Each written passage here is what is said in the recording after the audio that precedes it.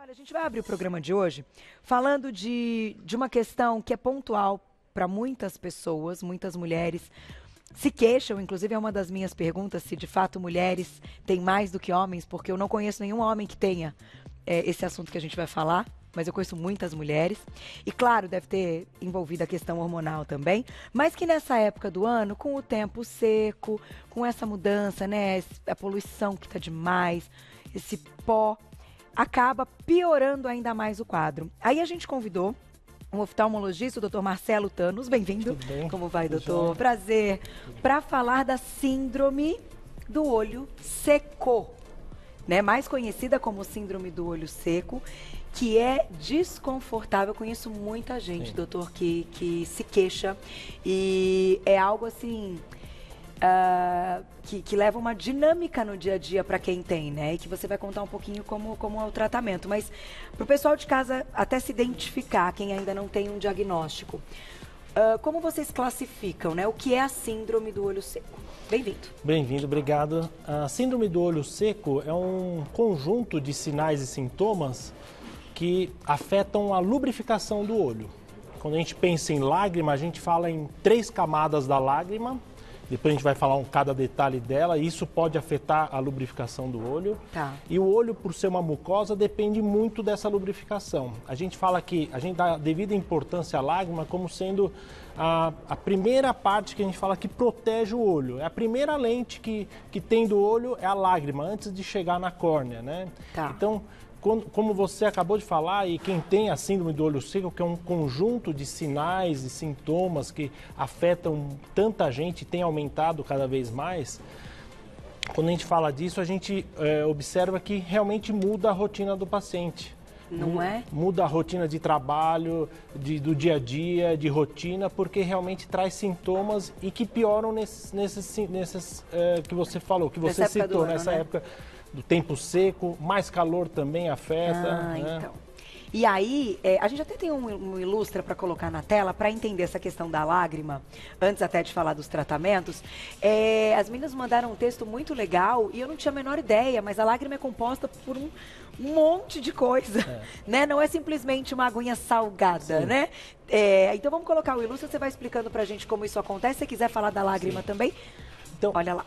o que eu vou falando junto, então aqui nesse vídeo a gente consegue ver que a lágrima, como você falou, não é só uma água salgada, uma coisinha, um soro que é salgadinho, não. Ele tem 3 camadas, uma camada que é uma gordura que protege a lágrima, a parte aquosa da lágrima de evaporar. Tá. Essas são as glândulas que a gente tem na pálpebra, chamadas glândulas de meibômio, que produz a parte gordurosa, a oleosidade da lágrima que faz ela proteger de evaporar. Ah, legal.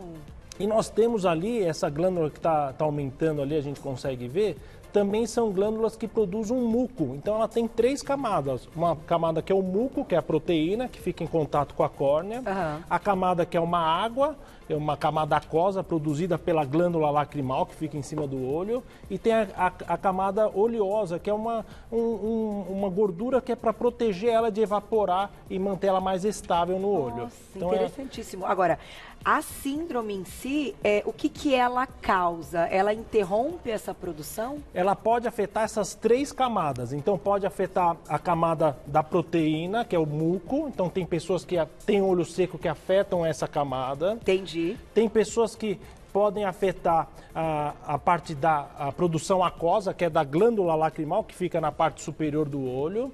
E tem pessoas que afetam a gordura, que é a parte dessas glândulas que a gente mostrou na pálpebra, que também podem ser afetadas. Então, quando a gente fala em olho seco, é um leque de diagnóstico.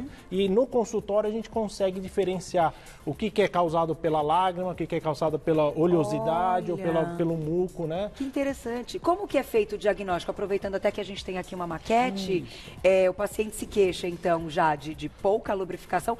O olho chega a arder? Tem outros sintomas?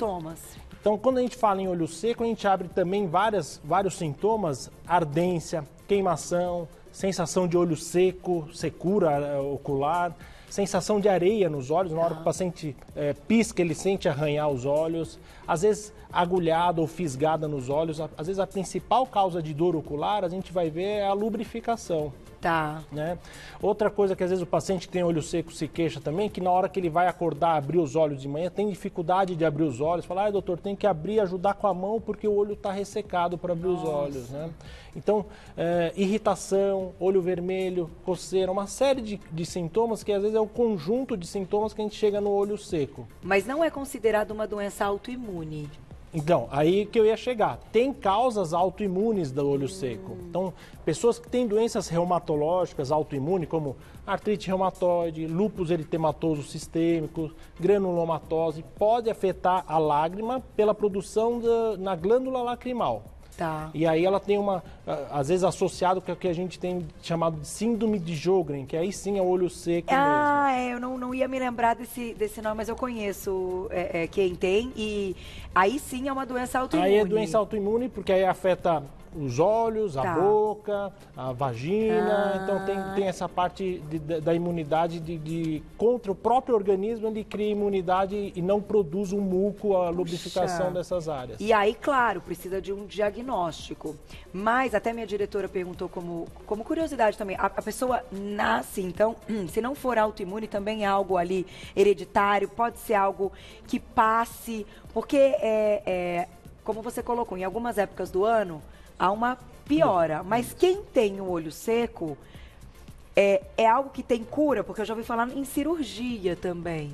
Sim, tem algumas cirurgias que a gente pode usá-las em situações que já o tratamento clínico, colírios, gel, lubrificante, algumas medicações que a gente pode fazer uso, não melhor, a gente pode pensar em tratar cirurgicamente. Cirurgicamente, o que a gente faz?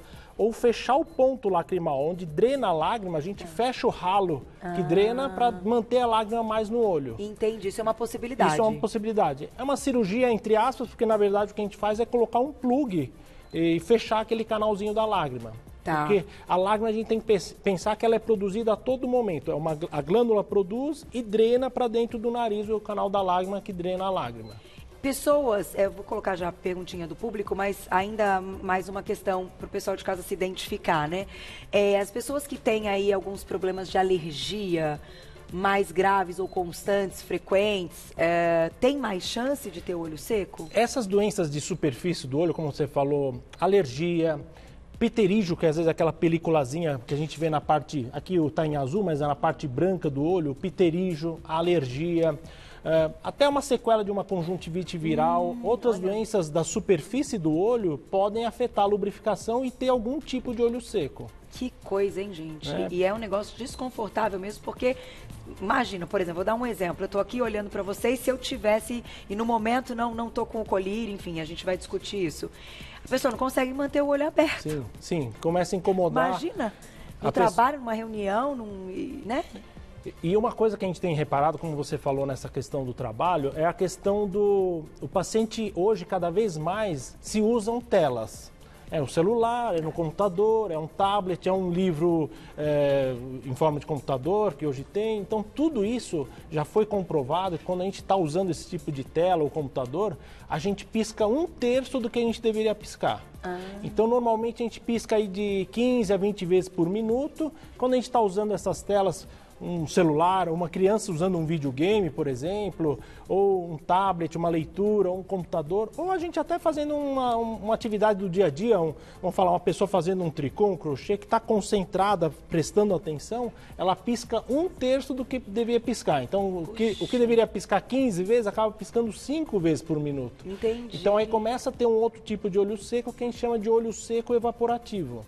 Tá. Então, é muito comum hoje, tem aumentado, por exemplo, você falava há 15, 20 anos atrás olho seco, aí você pensava o quê? É mais comum em mulheres, por influência hormonal do estrógeno, né, na produção, é mais comum depois da menopausa, pessoas que têm doença autoimune. Hoje mudou um pouco a possibilidade de olho seco pela questão do uso de telas. Então, celular, computador, tablet, as pessoas que trabalham em escritórios, que já têm o ar-condicionado e o computador, duas questões que influenciam... Que secam. Secam o olho, né? Então, aí vem a questão de ter para quem já tem algum olho seco diagnosticado, que acompanha com o oftalmologista, ter um lubrificante de acordo com o seu tipo de olho seco. Tá. E aí a gente depois pode falar alguns tipos que tem o lubrificante, um colírio, um gel, uma pomada e associar com algumas polivitaminas. Medicações orais também? Sim. Não O que eu sabia. trouxe aqui é o que tem se falado de novidade, que o ômega 3 e o 6, essa rede de ômega 3, 6 e 9, eles ajudam na produção na qualidade da lágrima. Tá. Então hoje é uma coisa que a gente, quando dá para o paciente até estranho, fala, vou tomar um remédio para um problema do olho? Sim, porque ele melhora a qualidade da lágrima. Que legal. Uma questão importante que a gente também tem que lembrar, Carol, é a questão do olho seco causado por algumas medicações. Então, alguns anti-inflamatórios, antidepressivos podem causar olho seco também. Nossa, como efeito colateral do remédio, né? Tem que ficar atento a isso. Eu vou colocar uma perguntinha do público e depois a gente fala um pouquinho se a poluição também é algo que piora. E vamos classificar os colírios, porque não pode usar, né, assim, quando não tem a indicação que é perigoso, né? Sim. Já já a gente fala sobre isso. Perguntinha do público na tela, quem escreveu pra gente? Olha lá. Obrigada, Joana, um beijo. Desde que nasci, quando choro, não saem lágrimas. Isso é normal? Vamos lá. Deixamos uma pergunta curiosa da Joana, que diz que desde pequena, quando chora, não saem lágrimas. Eu acho que não é caracterizado o olho seco por causa disso. Ela chora, ela deve ter uma produção de lágrima normal, só que característica dela, ela produz menos lágrima na hora que chora. Isso pode, talvez, passar num oftalmologista, tirar uma dúvida, pode acontecer, mas eu acho que não é um olho seco porque ela chora e não escorre a lágrima. Característica dela, eu acho, mas eu não acredito que seja um olho seco por conta disso. Eu acho que é uma característica de quando ela chora, tem esse estímulo da glândula lacrimal de chorar menos, né? Mas você já viu isso? Sim. A gente às vezes às vezes escuta falar assim, quando eu choro não escorre a lágrima. Então, às vezes tem disso. Às vezes pela produção menor de lágrima na hora do choro, ou que escoa mais lágrima no canal da lágrima, então escorre menos lágrima, né? Então, às vezes tem que fazer um diagnóstico, passar uma consulta para tirar dúvida mesmo. Às vezes não tem olho seco, mas é uma característica dela. Tomara que a Joana não seja atriz, porque você precisa chorar. Dificultaria bastante, né, Joana? Essa questão. Já no meu caso me ajudaria, menino, porque eu sou chorona, viu? Também sou manteiga derretida. Nossa, tudo que é, mas por alegria, por tudo, né? E me emociono toda hora e aí eu saio toda borrada sempre. Vamos para mais perguntinha do público ou daqui a pouquinho? Já tem pronta aí. Pri, obrigada, um beijo. Uso lente de contato há mais de 15 anos. Faço as trocas de acordo com a indicação. Higienizo de forma correta, mas o uso por tantos anos pode me trazer algum problema? Boa pergunta, Foi lente, ótima pergunta, foi ótima, porque assim é importante que a lente de contato ela diminui a lubrificação do olho. Ela funciona como uma esponja no olho e ela atrai muita lágrima para manter ela lubrificada, qualquer tipo de lente, né? A lente gelatinosa, que é o que mais as pessoas usam, então elas atraem mais água e ela deixa o olho mais seco. O usuário crônico pode trazer alterações tanto da superfície do olho quanto da parte interna da córnea também. Tá. Então, outras questões do olho também que são importantes, pacientes que já foram submetidos a algumas cirurgias, cirurgia de correção da miopia, do astigmatismo por laser, por LASIK, ou uma cirurgia de catarata, pode ter como uma sequela, às vezes temporária, um olho seco.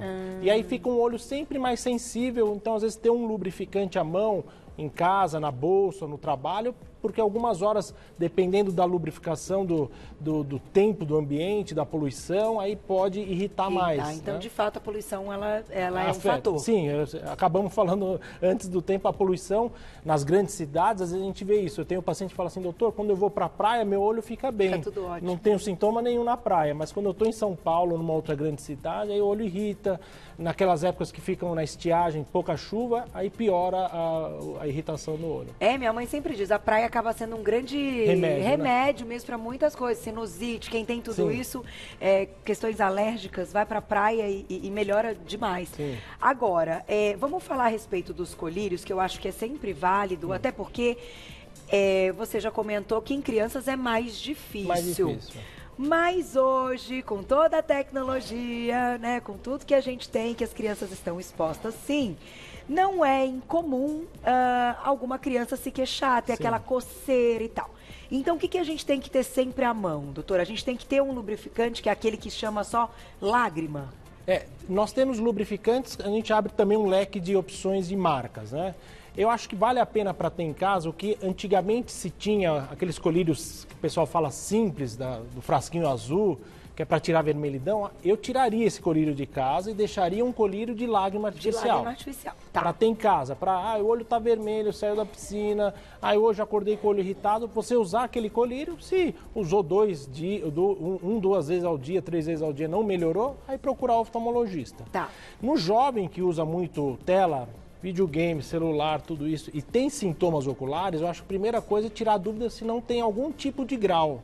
Tá. Porque às vezes a criança, diferente do adulto, pode vir com sintomas do olho diferente. Então, às vezes a pessoa tem algum tipo de grau, a criança, e ela cursa com irritação, coceira, lacrimejamento, desconforto ocular. E quando você vai passar uma consulta, ela tem um tipo de grau que não foi diagnosticado. Tá. Se passou em consulta, olha, não tem grau, meu filho só irrita o olho na hora que ele usa o videogame, o celular, e aí pode usar um lubrificante, né? Tá. Normalmente ele que é até gostoso, né? Não vai fazer mal. Gostosa. Não vai fazer mal para todo mundo. Não tem problema. Tá. Pode ser tipo assim, pingar uma gotinha de manhã, 3, 4 vezes ao dia não vai fazer mal. E antes de dormir, para aumentar essa lubrificação natural. O que não pode? O que não pode é a pessoa usar por conta e na farmácia comprar um antibiótico, um anti-inflamatório, ou até esses colírios descongestionantes que a gente fala para tirar a vermelhidão e ficar usando diariamente como se fosse normal, porque alguns desses colírios podem trazer uma doença ao invés de tratar. Tá. Pode ser que ele sinta conforto durante algum tempo, mas depois de alguns anos, às vezes usando, pode trazer uma doença, um glaucoma, uma catarata, pelo uso indevido de um colírio que não era para usar. Precisa de receita no Brasil? Lubrificante não. Lubrificante, se você for em qualquer farmácia, ele tem uma parte só de lubrificante ali, ele pode escolher de acordo com a opção. Mas o antibiótico sim? Antibiótico, anti-inflamatório não. Então, antibiótico precisa, anti-inflamatório não. Sim, por isso que anti-inflamatório também é bem... perigoso, né? Então, por isso que às vezes é bom mesmo passar numa consulta oftalmológica para tirar essa dúvida. Falar qual o meu tipo de olho seco, qual a melhor lágrima para eu usar. Tá aí. Vamos para mais perguntinha do público na tela, quem escreveu pra gente. Obrigada, Pri, um beijo. Ai, que foto linda. Parabéns. Descobri uma disfunção na tireoide depois de ir no oftalmologista para tratar o olho seco. Tem ligação uma coisa com a outra? Sim, pode ter sim.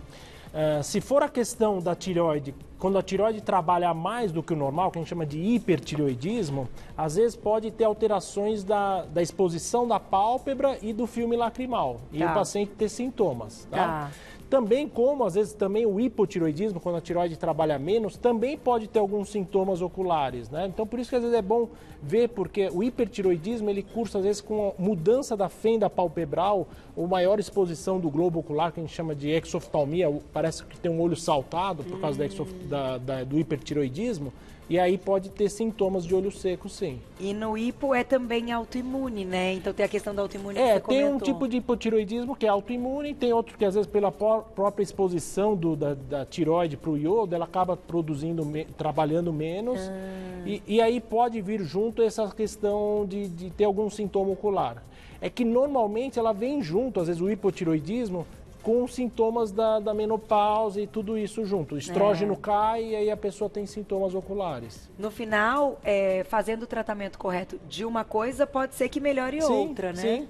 Às vezes da tireoide, que é necessário. Isso, né? Corrigindo os hormônios da tireoide, às vezes a pessoa já sente melhor dos sintomas.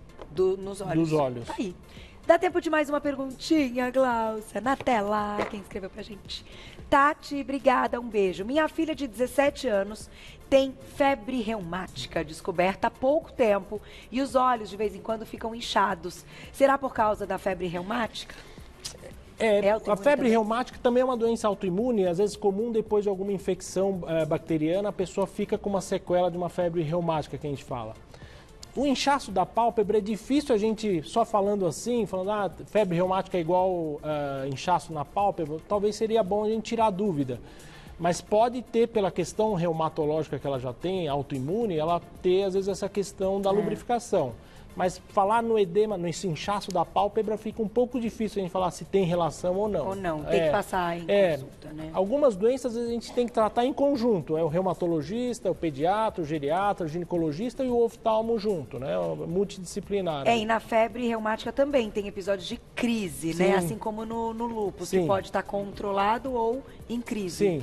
Aí ele pode estar nessas épocas que está em crise, como você falou, e nessa época da crise poder ter alterações oculares, né? Por isso que é difícil falar só lendo a pergunta se esse inchaço da pálpebra tem relação ou não com a febre reumática ou é do olho seco ou não, né?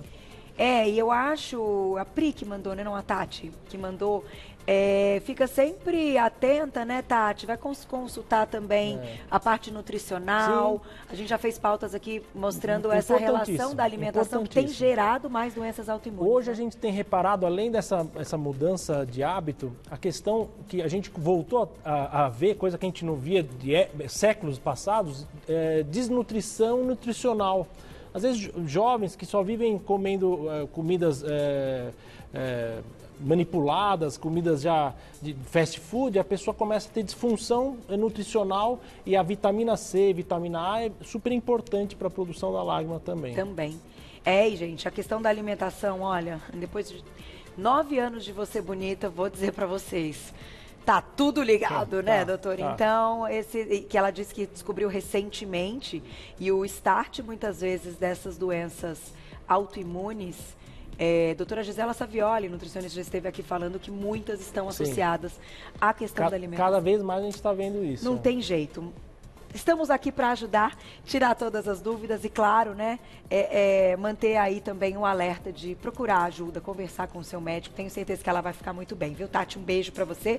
Obrigada, doutora. Obrigado. Adorei. Ótimo. Vamos partir para o nosso verão, então, pensando no olho, pensando na escolha correta do que não vai prejudicar a visão e sim vai nos ajudar. Quem quiser saber mais do trabalho do doutor Marcelo, vai lá no Insta para segui-lo, @doutorabreviado Marcelo Tanus. A pronúncia é essa mesmo? É Tanus que fala. Tanus, né? É francês. Não, é libanês. É libanês, é primo. Eu também, eu virei aqui na família. Meu marido é Yasbek. Estamos tudo em casa. Então, ó, Tanus, é TANNOUS. Isso. Por um minuto eu achei que fosse francês. Porque quando vieram era a dominação francesa e escrevia do modo francês. Que legal, doutor. Tá aí, Marcelo Tanus. E o telefone da clínica 5572-4001. 5572-4001. Muito obrigada. Até a próxima, viu? Até.